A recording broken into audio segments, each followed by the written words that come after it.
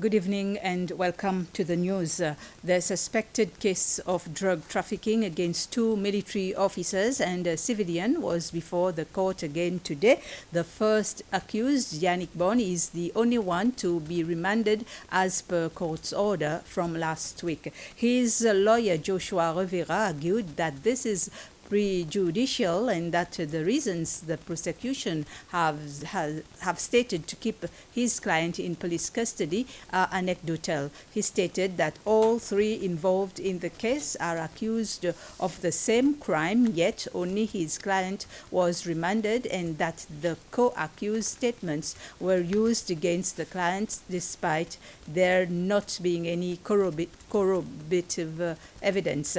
Chief Justice Ronnie Govindan will deliver a judgment on whether Yannick Bonne will be released on bail or not in 2 weeks.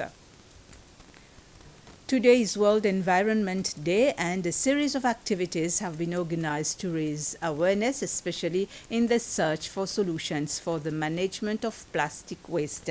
It was the Minister for Agriculture, Climate Change and Environment who officially launched these activities this morning on Pralin at Tamatave Estate in the district of Grand-Anse.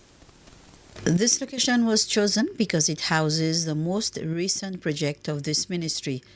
With the support of the community as well as secondary school students, the ministry made benches in the courtyard of Tamatave Estate and installed a recycled water system.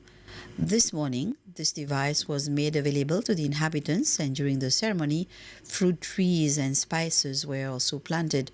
Minister Flavien Joubert, who officially launched the week, had the honor of planting the first seedling. Another activity consisted of cleaning the Grand-Anse beach by both guests and students.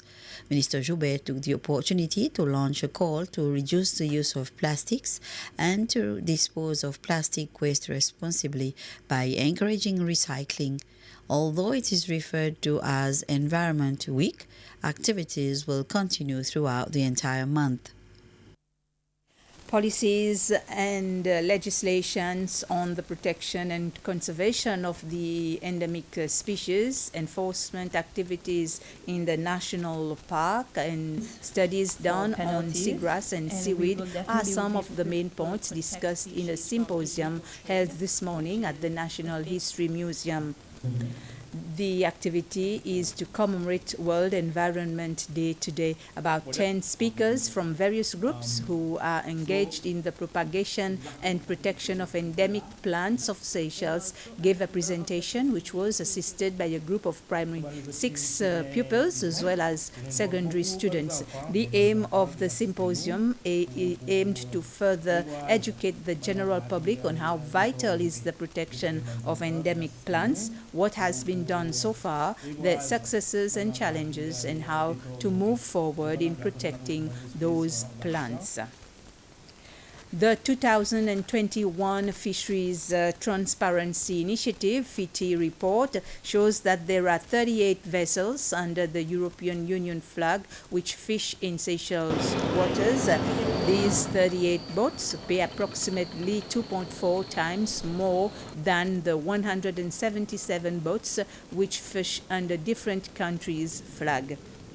The interim CEO of SFA, the Seychelles Fishing Authority, Philippe Michaud, explained that there are several fees that the EU-flagged vessels pay that go above and beyond just the fees for the right to fish. He added that in any renegotiation, SFA will always ensure that it gets the deal which brings the most benefits for Seychelles.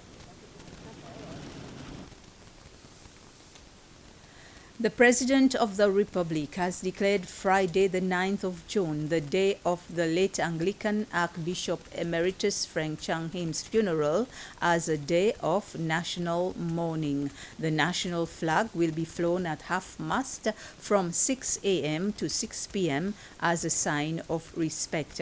A press release from State House says that in order for members of the public to pay their respects, public service organizations may consider granting an afternoon off to their staff at their discretion, subject to the exigencies of the service. We've come to the end of this news summary. Thank you for watching.